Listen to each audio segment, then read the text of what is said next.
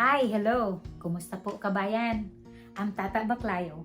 Welcome to my channel. If you're new to my channel, please paki-subscribe po.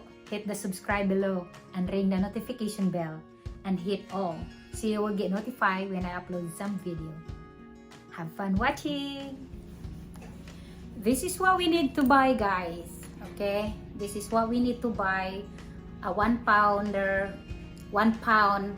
of propane. Okay, and then we need this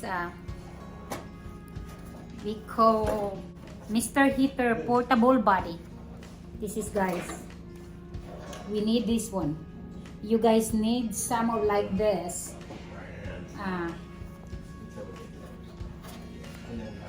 at the winter time. You need some of like this when the electricity is out. You're gonna have to have some like backup plan so you will not get freeze. You don't want to get freeze to death when you don't have anything heat. You know how when it's down to negative degrees, you need something that keep you warm. The electricity is out. This is what we got right here. Very helpful for us. Okay? So you probably guys need this. Okay? Kailangan nyo guys, mga kababayan ko dyan, kailangan nyo ng backup plan pag walang electricity, okay? Lalo na dito sa amin, dito sa Amerika. Mag-negative kami dito this time. Nag-negative kami, negative 9. Sometimes negative 10. This time we got negative 9. So, we need to have extra some heater. Okay, so we have some this to help us. Okay, yan lang. Okay? I will show you guys how to use this one. Ipapakita ko sa inyo kung paano siya gamitin, alright? How to use this body. Okay, kailangan nating tanggalin yung plastic sa itaas, okay? Yan. Tanggalin natin yan. Alright? And then ito na ang, this is what it looks like when the plastic out. Okay, so ito. What we should do is, what's the next step that we're gonna do is we're gonna put this one here sa sa portable body. Okay? Gawin na lang natin dyan. Yan. Twist nyo lang.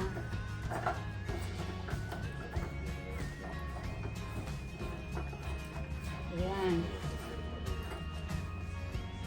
Yan, pagkatapos, yan. Ganyan na siya. Alright?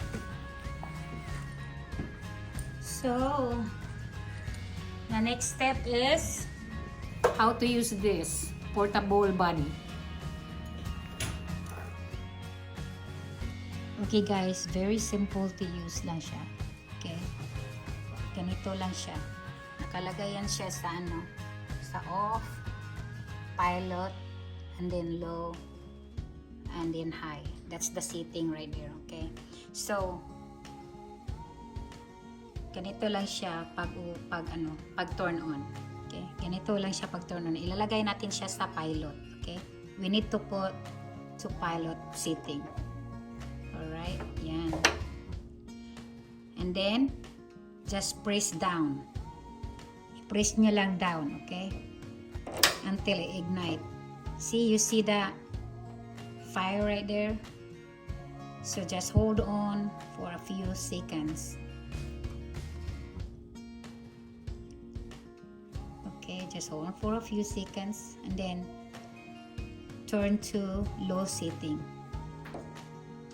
Yan. Turn natin sa low setting. Ayan. There you go. So now that produce some heat now, okay? Very simple to use. Simple direction. Yan na. Okay, very portable and useful in the winter season. And also, it helps also to, nakakatulong talaga siya para mag-low yung electric bill nyo kasi nagpo-produce siya ng heat. Nilagay nyo dyan Make it sure that you put it in a proper place, okay? Make sure to put it on the ground or on the floor. Yan na guys. Super warm na dito. Okay? Very useful talaga siya. Yan. So simple lang siya. Very simple lang siyang gawin. Very simple and it works. It really works. Kasi pag yung nangyari sa amin na nawalan kami ng kuryente, nakatulong talaga to sa amin kasi ilang oras yun hindi bumalik yung electricity namin. Kaya buti na lang nakaprepare kami na nandito yung bumili kami ng ganito. We bought this portable body. Yan. Super helpful talaga siya sa amin. Yan na, diba? Napoproduce na siya ng heat. Warm na dito. Warm na warm. Kaya yun.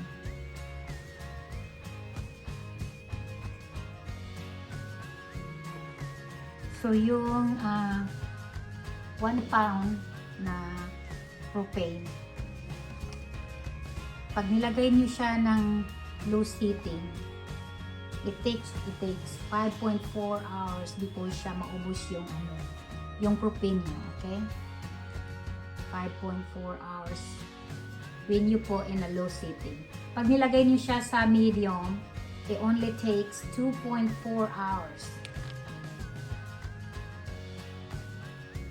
The more you turn it higher, the more you use also your propane. So yan lang guys.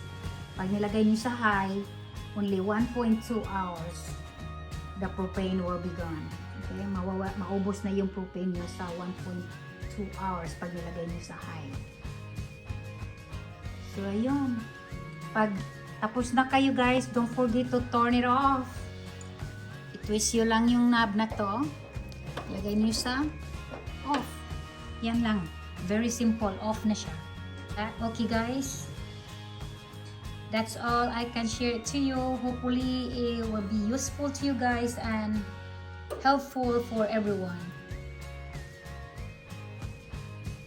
Thanks for watching. If you like this video, please give me thumbs up or like. And if you haven't subscribed yet, please hit the subscribe below so you will get notified when I upload some video. Have a blessed day. Bye.